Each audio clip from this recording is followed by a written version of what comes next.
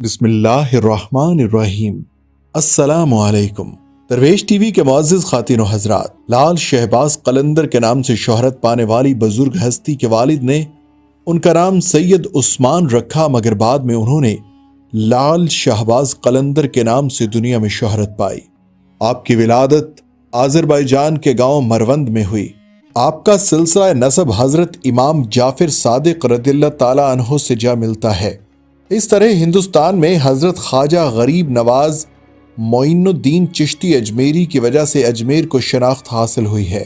اسی طرح سندھ میں سیون شریف کو حضرت لال شہباز قلندر کی وجہ سے غیر معمولی عظمت حاصل ہے۔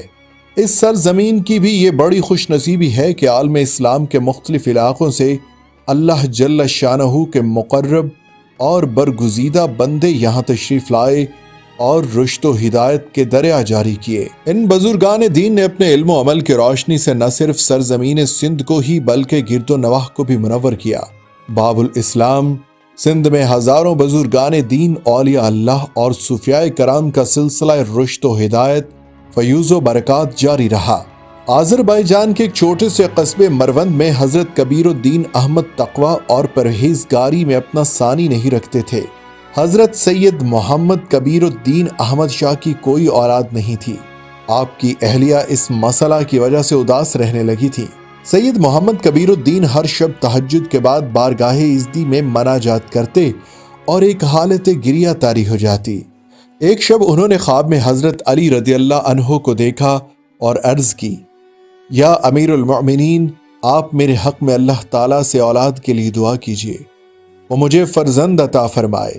حضرت علی رضی اللہ عنہ نے تسلی دیتے ہوئے آپ کو ایک فرزند کی بشارت دی۔ کچھ عرصہ بعد 570 یا 573 ہجری بمطابق 1177 عیسوی میں سید کبیر الدین احمد کے گھر ایک فرزند کی ولادت ہوئی جس کا نام محمد عثمان رکھا گیا۔ اسے آنے والے زمانے میں آسمان ولایت کا شہباز بننا تھا۔ محمد عثمان کی ابتدائی تعلیم آپ کی والدہ ماجدہ کی نگرانی میں ہوئی۔ 7 برس کی عمر میں کلام پاک حفظ کر لیا۔ حضرت شیخ منصور کی نگرانی میں علوم ظاہری کی تکمیل کی۔ عربی، فارسی زبانوں میں آپ نے بہت کم عرصے میں خاصی مہارت حاصل کر لی۔ آپ کی والدہ صاحبہ آپ کی اوائل عمری میں وفات پا گئی اور والد کا سایہ بھی والدہ کی وفات کے کچھ عرصہ کے بعد آپ کے سر سے اٹھ گیا۔ ظاہری علوم کی تحصیل کے بعد آپ کا میلان طریقت و معرفت یعنی روحانی علوم کی طرف ہوا۔ چنانچہ آپ نے اس تعلیم کے لیے مروند سے سبزوار کا بھی سفر کیا۔ ان دنوں وہاں جلیل القدر شخصیت سید ابراہیم ولی مقیم تھے۔ آپ حضرت امام موسیٰ کاظم کی اولاد سے تھے۔ آپ بڑے عابد و زاہد اور جید عالم تھے۔ حضرت لال شہباز قلندر حضرت ابراہیم ولی کی خدمت میں رہ کر تحصیل علم میں مشغول ہو گئے۔ حضرت ابراہیم ولی نے حضرت لال شہباز قلندر کی صلاحیتوں کو پرکھ کر جلد ہی مشائخ اور علماء کی ایک محفل میں حضرت لال شہباز قلندر کو خلافت کی دستار سے نواز دیا۔ غیبی اشارہ ملنے پر اپنے وطن مروند سے عراق تشریف لے گئے اور وہاں سے ایران تشریف لائے۔ حضرت امام رضا سے روحانی و قلبی وابستگی کی وجہ سے آپ کے مزار پرانوار پر حاضر ہوئے۔ چند روز تک مراقبے کا سلسلہ جاری رہا۔ آپ کو باقاعدہ گوشہ نشینی کا حکم ہوا۔ آپ خانقاہ رضویہ میں مصروف عبادت رہے اور یہ سلسلہ 40 روز تک جاری رہا، اور آخری ایام میں آپ کو حکم ہوا کہ حج بیت اللہ اور زیارت روضہ رسول صلی اللہ علیہ وسلم کا شرف حاصل کریں۔ اس طرح آپ امام رضا سے روحانی اجازت ملنے کے بعد حجاز مقدس روانہ ہو گئے۔ اس سفر میں عراق پہنچنے پر حضرت لال شہباز قلندر حضرت عبد القادر جیلانی کے مزار پر حاضر ہوئے۔ حضرت لال شہباز قلندر نے بغداد سے حجاز تک راستے میں کئی مقامات مقدسہ کی زیارت کی۔ آپ 3 ماہ تک مکہ مکرمہ میں مقیم رہے۔ حج کی ادائیگی کے بعد مدینہ منورہ تشریف لے گئے۔ مسجد نبوی صلی اللہ علیہ وسلم میں جب روضہ اطہر کے قریب پہنچے تو دیر تک بارگاہ رسالت میں سر جھکائے سلام پیش کرتے رہے۔ آپ 11 ماہ مدینہ منورہ میں مقیم رہے۔ غیبی اشارہ ملنے پر آپ سندھ کی طرف روانہ ہو گئے۔ سفر کے دوران شہباز قلندر مکران کے ساحل پر پہنچے۔ جب آپ وادی پنجگور میں داخل ہوئے تو ایک سرسبز میدان نے آپ کے قدم پکڑ لیے۔ آپ نے یہاں چلہ کشی کی اور اس میدان کو یادگار بنا دیا۔ مقامی مکرانیوں نے اس ویرانے میں ایک فقیر کو چلہ کشی کرتے دیکھا تو دیدار کے لیے امڑ کر آ گئے۔ آپ کی عبادت و ریاضت سے متاثر ہو کر ہزاروں مکرانیوں اور بلوچوں نے اسلام قبول کر لیا اور آپ کے مرید ہو گئے۔ یہاں ایک عرصہ قیام کرنے کے بعد آپ اس دشت کو دشت شہباز بنا کر آگے بڑھ گئے۔ آپ جب پسنی سے گزرے تو ایک گڈریا اپنی بکریوں کا ریوڑ لے کر جا رہا تھا۔ آپ عالم جذب میں تھے۔ وہ گڈریا اپنی بکریوں کو بھول کر آپ کے قدموں میں بیٹھ گیا۔ آپ نے چند دن کے ساتھ میں اسے اپنے رنگ میں ایسا رنگا کہ وہ آپ کے جانے کے بعد وہ گڈریا لال کے لقب سے مشہور ہو گیا۔ پسنی بندرگاہ کے ٹیلے کے دوسری جانب گڈریا لال کا ایک مزار آج تک اسی گڈریے کی یاد دلاتا ہے۔ یہاں سے آپ سندھ میں داخل ہوئے لیکن رکے بغیر سیدھا ملتان پہنچے اور شہر ملتان کے مضافات میں قیام فرمایا۔ آپ کی شخصیت سے متاثر ہو کر ملتان اور گرد و نواح کے لوگ آپ کے پاس آنے لگے۔ ہر وقت لوگوں کا ایک ہجوم رہنے لگا۔ یہ لوگ طرح طرح کے مسائل لے کر آپ کے پاس آتے۔ حضرت شہباز قلندر کی دعاؤں سے بے شمار مریضوں کو شفا ملی۔ لاتعداد دکھیاروں کے دکھ دور ہوئے۔ ان خوش نصیب لوگوں کی زبانی قلندر شہباز کی کرامات کا شہرہ بھی دور دور تک ہونے لگا۔ ملتان کے قاضی علامہ قطب الدین کاشانی کی سماعت بھی ان قصوں سے آشنا ہوئی۔ علامہ قطب الدین کاشانی ایک عالم فاضل شخص تھے لیکن صوفیت اور درویشی پر یقین نہیں رکھتے تھے۔ انہوں نے آپ کے خلاف فتویٰ جاری کر دیا۔ حضرت لال شہباز قلندر کے کسی عقیدت مند نے قاضی کا یہ فتویٰ آپ تک بھی پہنچا دیا۔ آپ چند خدمتگاروں کے ساتھ ملتان کی طرف روانہ ہو گئے۔ حضرت بہاؤالدین ذکریہ کی روحانی ولایت سے اس وقت ملتان جلوہ افروز ہو رہا تھا۔ ہر روز مجلس ارشاد کا انعقاد ہوتا۔ ہزاروں طالبان حق قصب فیض کے لیے حاضر ہوتے۔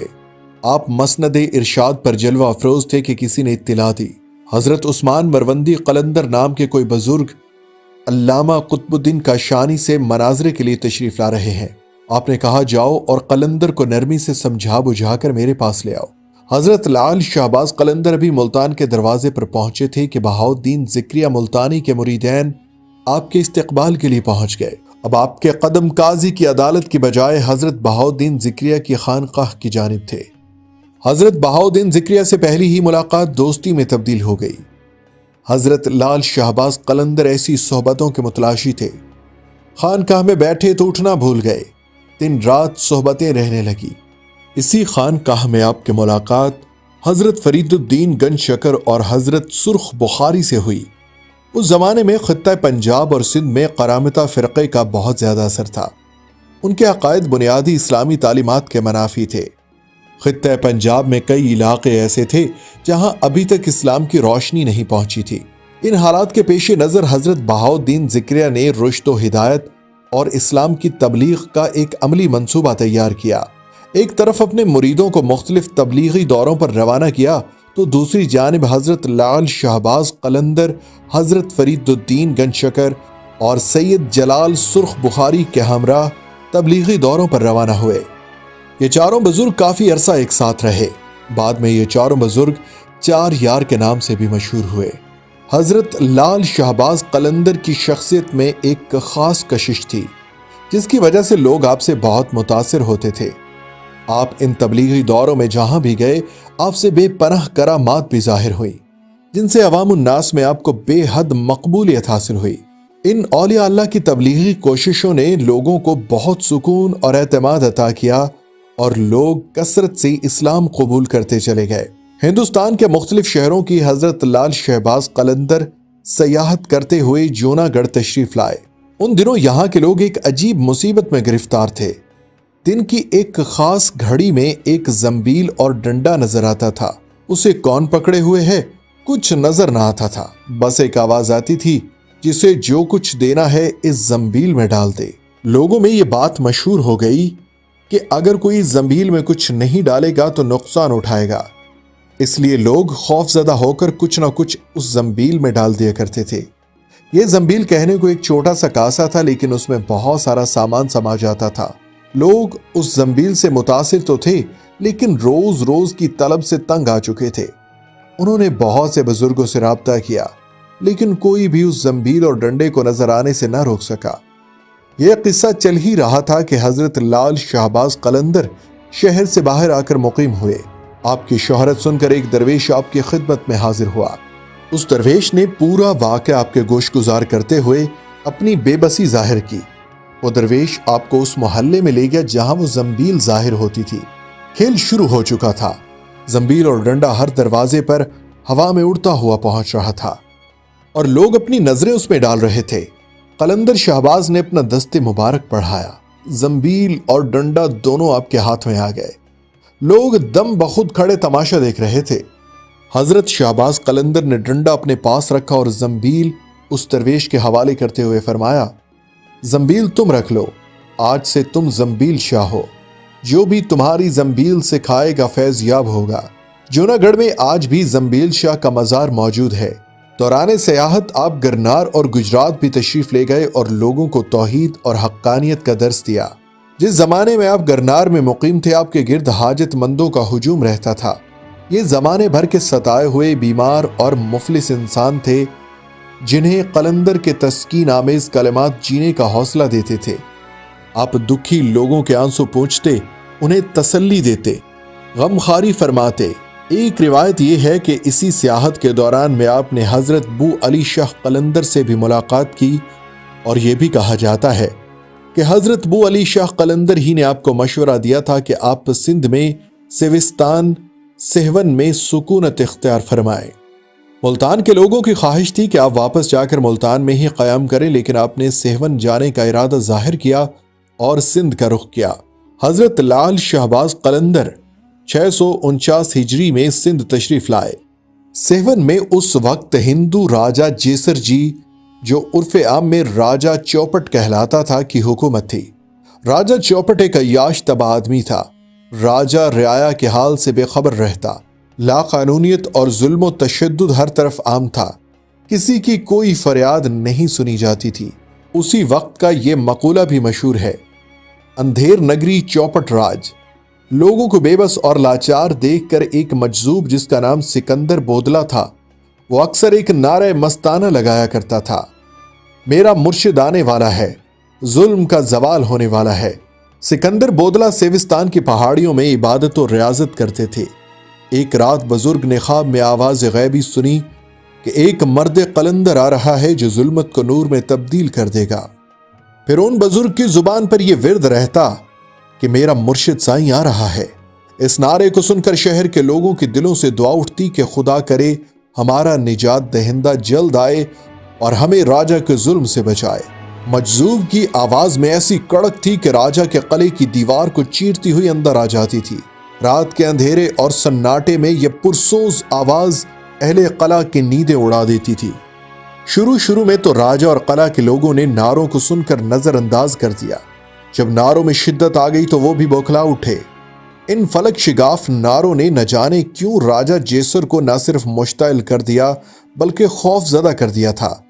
بالآخر راجہ کے سپاہی گئے اور اس مجذوب کو گرفتار کر کے راجہ کے پاس لے آئے۔ راجہ کے سامنے بھی سکندر بودلا کی زبان پر یہی الفاظ تھے، میرا مرشد آنے والا ہے، ظلم کا زوال ہونے والا ہے۔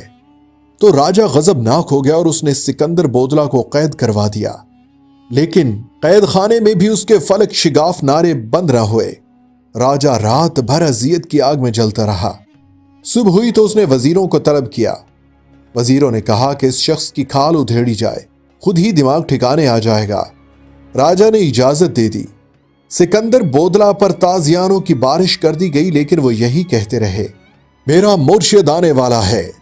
سکندر بودلا پر وحشیانہ تشدد جاری رہا۔ تقریباً روزانہ ان پر تازیانوں کی بارش کی جاتی تھی، لیکن آپ کے ہونٹوں پر ایک ہی نعرہ جاری رہتا تھا۔ سندھ کا علاقہ حضرت شہباز قلندر کے لیے انجان تھا۔ آپ یہاں کی زبان اور ثقافت سے واقف نہیں تھے۔ اس کے باوجود آپ سرزمین سندھ کی طرف تشریف لے آئے۔ حالات کا مشاہدہ کر کے آپ نے کسی ایک جگہ مستقل سکونت اختیار کرنے کا ارادہ ترک کر کے پہلے ارد گرد علاقوں میں تبلیغی دوروں کا آغاز کیا۔ آپ نے ٹھٹھے کے قریب آرائی کے مقام پر ایک بزرگ پیر پیٹ سے ملاقات کی۔ یہ بزرگ ایک پہاڑی کے غار میں مصروف عبادت رہتے تھے۔ حضرت لال شہباز قلندر نے اسی غار میں آپ سے ملاقات کی اور کامرانی کی دعائیں لے کر رخصت ہوئے۔ آپ نے سندھ کے ایک گاؤں ریحان میں بھی کچھ دن قیام فرمایا تھا۔ بعد میں یہی گاؤں حضرت رکن الدین ملتانی کی نسبت سے رکن پور کہلایا۔ جب حضرت لال شہباز قلندر اس گاؤں میں تشریف لے گئے تو اس کی زمین بنجر تھی۔ پھر اللہ تعالیٰ نے آپ کی برکت سے اس زمین کی سرشت بدل ڈالی، علاقہ آباد ہو گیا۔ سرسبز و شادابی کی وجہ سے بنجر زمین بھی خزانے اگلنے لگی۔ کراچی کے قریب منگو پیر کا مزار ہے۔ بعض روایات کے مطابق صاحب مزار حضرت فرید الدین گنج شکر کے خلیفہ ہے۔ اسی پہاڑ پر لال شہباز قلندر کے نام سے ایک بستی آباد ہے۔ بعض لوگ کہتے ہیں حضرت لال شہباز قلندر یہاں تشریف لائے اور کچھ عرصہ قیام کیا۔ آپ کی ایک چلہ گاہ حیدرآباد کے نزدیک، گنجا ٹکر کے نزدیک، ٹنڈو غلام حسین میں بھی موجود ہے۔ مشہور ہے کہ آپ یہاں چلہ کش ہوئے تھے۔ آپ نے حیدرآباد کے اطراف میں بھی کئی تبلیغی دورے کیے تھے۔ یہ بھی ایک روایت ہے کہ دوران سیاحت قلندر پاک نے پاٹ شہر میں حاجی اسماعیل منوہر سے بھی ملاقات کی تھی۔ پاٹ دراصل سندھ کا ایک قدیمی شہر تھا۔ بہت سے علماء کرام دور دراز کی مسافت طے کر کے اس شہر میں آتے تھے۔ قدیم تذکروں میں اسی شہر کو اسی وجہ سے قبۃ الاسلام کہا گیا ہے۔ دریا کے قریب ہونے کی وجہ سے یہاں باغات کی کثرت تھی، جس میں انار بہت کثرت سے ہوتے تھے۔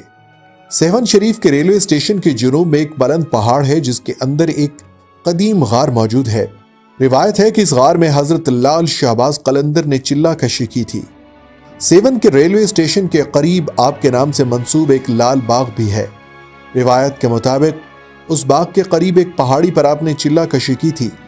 مقامی لوگوں میں یہ روایت مشہور ہے کہ حضرت لال شہباز قلندر کی آمد سے قبل نہ یہ باغ تھا اور نہ یہ چشمہ۔ لوگ اس مقام پر چشمے کی موجودگی کو شہباز قلندر کی کرامت سمجھتے ہیں۔ یہ چند نشانات جو تاریخ میں محفوظ رہ گئے ہیں صاف بتاتے ہیں کہ آپ نے سندھ کے دور دراز علاقوں کے دورے کیے۔ اس دور کے سفر آج کی طرح باسہولت نہیں تھے۔ دین کی تبلیغ کے لیے ہمیں آپ کے عزم اور حوصلوں سے رہنمائی اور ترغیب لینا ہوگی۔ آپ کی بہت سی کرامات لوگوں میں مقبول ہیں۔ روایات ہے کہ جب کبھی آپ کے پاس کوئی لا علاج مریض آتا تو آپ اس پر گہری نظر ڈالتے اور فرماتے، اے بیماری میں تمہیں اللہ کا واسطہ دیتا ہوں کہ تو اسے چھوڑ دے۔ لال شہباز قلندر کا یہ جملہ مریض میں تندرستی کے آثار پیدا کر دیتا۔ اس کے علاوہ بعض اوقات پانی پر دم کر کے مریض کو دیتے اور فرماتے، یہ پانی بیمار کو پلاؤ۔ آپ کی ہدایات پر عمل کر کے بیمار صحت یاب ہو جاتے تھے۔ ایک مرتبہ سندھ اور اس کے قرب و جوار میں اتنا شدید قحط پڑا کہ مخلوق خدا سخت پریشان ہوئی۔ اس قحط سے نجات حاصل کرنے کے لیے لوگوں نے قلندر سے عرض کی کہ آپ اللہ تعالیٰ کے حضور دعا کریں کہ ہمیں اس قحط سے نجات دے دے۔ حضرت لال شہباز قلندر نے بارگاہ ایزدی میں دعا کی۔ ابھی دعا میں مصروفی تھے کہ بارش شروع ہو گئی اور اتنی شدید بارش ہوئی کہ تمام خشک کھیت پانی سے بھر گئے، ندی نالے پر ہو گئے اور مخلوق خدا نے سکون کا سانس لیا۔ وادی مہران سندھ کے مختلف علاقوں کو فیض یاب کرنے کے بعد حضرت شہباز قلندر سیوستان یعنی سیون میں مقیم ہوئے، جہاں آپ کو بڑی پذیرائی حاصل ہوئی اور آپ کے حسن اخلاق کی بہت دور دور تک شہرت ہو گئی۔ لال شہباز قلندر اور ان کے ساتھیوں نے جس میدان میں پڑاؤ ڈالا تھا اس کے قریب ایک بستی میں شراب و شباب کی خرید و فروخت ہوتی تھی۔ درویش کے پڑاؤ کی وجہ سے اس بستی کے مکینوں نے خوف محسوس کیا اور راجہ کے پاس جا کر ان کی شکایت کی۔ ان لوگوں کی دروغ گوئی سن کر راجہ غصے سے تل ملا اٹھا۔ اس نے بہت مغرور لہجے میں اپنے کوتوال کو حکم دیا کہ ان مسلمان فقیروں کو بے عزت کر کے اس کی ریاست سے نکال دیا جائے۔ راجہ جیر جی کے سپاہی گدڑی پوشوں کے خیموں میں داخل ہوئے اور انہیں حاکم سیوستان سیون کا حکم سنایا۔ گدڑی پوشوں نے کہا کہ ہم صرف اپنے مرشد کے حکم کی پابندی کرتے ہیں، اگر تمہیں کچھ کہنا ہے تو ان سے کہو۔ راجہ جیر جی کے سپاہی اسی حالت غضب میں قلندر شہباز کے خیمے کی طرف بڑھے، مگر اندر داخل نہیں ہو سکے۔ سپاہیوں کو ایسا محسوس ہوا جیسے ان کے پیروں کی طاقت سلب ہو چکی ہے اور وہ اپنے جسم کو حرکت دینے سے قاصر ہے۔ پھر جب سپاہیوں نے واپسی کا ارادہ کیا تو ان کی ساری طاقت بحال ہو گئی۔ سپاہیوں نے دوبارہ خیمے میں جانے کی کوشش کی، اس بار بھی ان کے ساتھ ایسا ہی ہوا۔ مجبوراً سپاہی کچھ کیے بنا واپس چلے گئے۔ راجہ جیر جی اپنے سپاہیوں کی مجبوریوں کا قصہ سن کر چراغ پا ہو گیا۔ اس نے فوری طور پر اپنے وزیروں، مشیروں اور درباری نجومیوں کو طلب کر لیا तमाम वाक़यात सुनकर हाकिम सेहवन की तरह अराकीन सल्तनत और सितारों का इल्म जानने वाले भी हैरान व परेशान थे। फिर दरबारी नजूमे ने सितारों की चाल और जायचे वगैरह बनाए तो यकायक उनके चेहरों पर खौफ के गहरे साए लरजने लगे। नजूमियों ने राजा जीर जीर से अर्ज किया, जायचे बताते हैं कि एक शख्स हुदूद में सल्तनत होगा और फिर वही शख्स इक़्तिदार के साथ साथ आपकी जिंदगी के लिए भी एक संगीन खतरा बन जाएगा। शायद वही शख्स है जिसके एक मजजूब शागिर्द को आपने कैद में डाल दिया है। नई चाल सोची गई। वजीरों के कहने पर हीरे जवाहरात और अशरफियों से भरा हुआ खान लेकर शहबाज कलंदर की खिदमत में पेश किया गया कि इसे कबूल फरमाएं और किसी दूसरी जगह क़याम फरमा ले। आपने हुक्म दिया कि इन जवाहरात को आग में डाल दो। खिदमतगार ने अपने मुर्शिद के हुक्म के मुताबिक खान उठाकर आग में डाल दिया। देखते ही देखते एक शोला सा भड़का और वाकई तमाम हीरे जवाहरात और सोने के टुकड़े कोयले और लकड़ी की तरह आग में जलकर खाक हो गए। हाकिम सेवन का नुमाइंदा कुछ देर तक पथराई हुई आंखों के साथ ये नाकाबिल यकीन मंजर देखता रहा। वो सोना जो तपती हुई भट्टी में बहुत देर के बाद पिघलता है, उसे मामूली आग के शोलों ने चंद लम्हों में जलाकर खाक कर डाला था। मुसलमान दरवेश की ये करामत देखकर वजीर ने कदमों पर सर रख दिया और गदा घराना लहजे में अर्ज करने लगा। फिर जब वजीर कांपते कदमों के साथ वापस जाने लगा तो आपने निहायत पुरजलाल लहजे में फरमाया, अपने राजा से कह देना कि हम यहाँ से वापस जाने के लिए नहीं आए हैं। अगर हाकिम सेहवन अपनी सलामती चाहता है तो खुद यहाँ से चला जाए। वजीर दोबारा हाकिम सेहवन की खिदमत में पहुंचा और उसने लालो जवाहिर के राख हो जाने का पूरा वाक़या सुनाया तो राजा जीर जी और ज्यादा गजबनाक हो गया और कहने लगा, तू बुज़िल है कि एक मामूली सी बात से डर गया। मैंने इससे भी बड़ी शोबदाबाजियां देखी हैं। मेरी सल्तनत में ऐसे ऐसे कामिल जादूगर मौजूद हैं जो मुसलमान सन्यासी के तलिस्म को पारा पारा कर देंगे। इशा की नमाज में एक अजीब वाक़या पेश आया। हजरत शहबाज कलंदर ने खिदमतगारों की मौजूदगी में कला की जानिब रुख करते हुए फरमाया, बोदला अब तुम हमारे पास चले आओ। खिदमतगार हैरान थे कि मुर्शिद किसे पुकार रहे हैं। सिकंदर बोदला जो राजा जीरजी की कैद में थे और कई महीने से दर्दनाक सजाएं बर्दाश्त कर रहे थे, उधर आपकी जुबान मुबारक से ये कलमात अदा हुए और इधर बोदला का जिस्म अचानक जंजीरों से आजाद हो गया। बोदला अभी इसी हैरानी में थे कि यकायक जिंदा का दरवाजा खुल गया। बोदला को अपने मुर्शिद की आवाज सुनाई दी। बोदला समझ गए कि यह मदद के सिवा कुछ नहीं। उसने बेख्तियार नारा लगाया, मेरा मुर्शिद आ गया, मेरा मुर्शिद आ गया। शदीद जख्मी होने के बावजूद बोदला तेजी से उठे और कैद खाने से बाहर की जानिब दौड़ने लगे। आखिर उस मैदान में पहुंच गए जहां लाल शहबाज कलंदर और उनके साथियों ने कयाम किया हुआ था। बोदला से मिलकर लाल शहबाज कलंदर ने अपने मुरीदों को बताया कि यही तुम्हारा भाई बोदला है। इसे हाकिम सेहवन ने नाहक सताया है। इंशाअल्लाह वो बहुत जल्द अपने इबरतनाक अंजाम को पहुंचेगा। शदीद मुखालिफतों के बावजूद आपने सेवन शरीफ में रहकर इस्लाम का नूर फैलाया, हजारों लोगों को राह हिदायत दिखाई, लातादाद भटके हुए अफराद को रिश्ते खुदा से जोड़ा, लोगों को अखलाक और मोहब्बत की तालीम दी, सच्चाई और नेकी की लगन इंसानों के दिलों में उजागर की। आपकी तालीमात और हुस्न सुलूक से सेहवन की एक ऐसी काया पलटी कि बहुत बड़ी तादाद में गैर मुस्लिमों ने इस्लाम कबूल कर लिया। आपने लातादाद भटके हुए अफराद का रिश्ता खुदा से जोड़ा, लोगों को अखलाक की तालीम दी, सच्चाई और नेकी की लगन इंसानों के दिलों में पैदा की। लाल शहबाज कलंदर की वजह से राजा को अपना इख्तिदार खतरे में नजर आ रहा था। राजा जीरजी की नींदें हराम हो गई थीं। सेहवन में एक मुसलमान दरवेश की मौजूदगी उसके लिए मुस्तकिल अजाब बनकर रह गई थी। राजा जीरजी कई मरतबा अपनी ताकत का मुजाहिरा कर चुका था, मगर हर मरतबा उसे नाकामी का मुंह देखना पड़ा था। आखिर हाकिम सेहवन ने अपने इलाके के कुछ जादूगरों को तलब करके उनसे मुसलमान दरवेश से मुकाबले का कहा, लेकिन सेहवन के साहिरों ने मुकाबले से पहले ही अपनी शिकस्त तस्लीम कर ली थी कि उन्हें हराना हमारे बस की बात नहीं। अलबत्ता जादूगरों ने राजा को मशवरा दिया कि अगर किसी तरह मुसलमान दरवेश के शिक में हराम ग़िज़ा दाखिल कर दी जाए तो उसकी सारी रूहानी क़ुव्वत ज़ायल हो जाएगी और फिर हमारे जादू की ताकत उस पर गालिब आ जाएगी। राजा ने एक रोज़ किसी हराम जानवर का गोश्त पकवाया और कई खान सजाकर मुसलमान दरवेश की खिदमत में भेज दिए। जब ये खान हजरत शहबाज कलंदर की खिदमत में पेश हुआ तो खाना देखते ही शेख का रंग मुतगय्यर हो गया और आपने ये कहकर खाने से भरा हुआ खान उलट दिया, ہمارا خیال تھا وہ کافر اتنی نشانیاں دیکھنے کے بعد ایمان لے آئے گا، مگر جس کی تقدیر میں ہلاکت و بربادی لکھی جا چکی ہو اسے اللہ کے سوا کوئی نہیں ٹال سکتا۔ مرشد کے اس عمل سے خدام پر لرزہ طاری ہو گیا۔ پھر دوسرے ہی لمحے زمین بھی لرزنے لگی۔ سہون شدید زلزلے کی لپیٹ میں تھا۔ زمین نے 2-3 کروٹیں لی اور طاقت و اقتدار کا سارا کھیل ختم ہو گیا۔ ادھر شیخ کے سامنے خان الٹا پڑا تھا۔ راجہ جیرچی کے قلعے کی بنیادیں الٹی ہو گئی تھی۔ حضرت لال شہباز قلندر نہ صرف صوفی بعمل بزرگ تھے بلکہ آپ نے علم کی ترویج کے لیے بھی گراں قدر خدمات سر انجام دی۔ حضرت لال شہباز قلندر صرف و نحو کے بھی ماہر تھے۔ ایک مغربی مورخ سر رچرڈ برٹن کی تحقیق کے مطابق حضرت لال شہباز قلندر ایک عظیم ماہر لسانیات بھی تھے۔ آپ نے 4 کتابیں گرامر اور لسانیات کے حوالے سے فارسی زبان میں تحریر کی تھی۔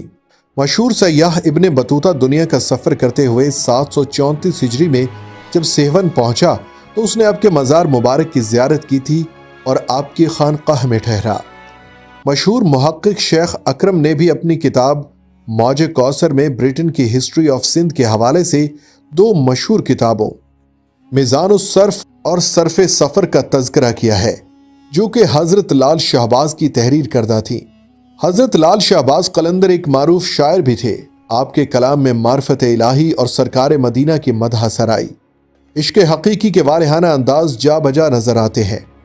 آپ کی شاعری میں روحانی وارفتگی اور طریقت و تصوف کے اسرار و رموز بے حد نمایاں اور واضح ہو کر سامنے آتے ہیں، جو اکابر صوفیاء کرام کا ایک خاص طرہ امتیاز ہے۔ حضرت لال شہباز قلندر اپنے کلام میں عبد و معبود کے رشتوں کی ترجمانی اتنے حسین پیرائے میں کرتے ہیں کہ پڑھنے اور سننے والوں کے قلوب میں گداز اور عشق و محبت کا جذبہ فروزہ ہونے لگتا ہے۔ آپ کو لال کہنے کی مختلف روایات ہیں۔ بعض مورخین کا کہنا ہے کہ لال شہباز قلندر کا خطاب آپ کے پیر و مرشد نے عطا فرمایا تھا۔ ایک روایت یہ بھی ہے کہ آپ اکثر لال رنگ کا لباس زیب تن فرمایا کرتے تھے، کیونکہ یہ اہل مروند کا مخصوص لباس تھا۔ جب آپ اپنی عمر کے 16 سال مکمل کر چکے تھے کہ آپ کو ملتان جانے کا خیال آیا۔ آپ کے دوست حضرت بہاؤالدین ذکریہ اب اس دنیا میں نہیں رہے تھے۔ ان کے فرزند حضرت صدر الدین عارف ان کے جانشین تھے۔ حضرت صدر الدین عارف کو جیسے ہی معلوم ہوا کہ حضرت لال شہباز قلندر چند خدمتگاروں کے ہمراہ ملتان آ رہے ہیں، تو آپ کو نہایت تذک و احتشام کے ساتھ اپنی خانقاہ پر لے گیا۔ اس وقت شہزادہ سلطان محمد تغلق حاکم ملتان تھا۔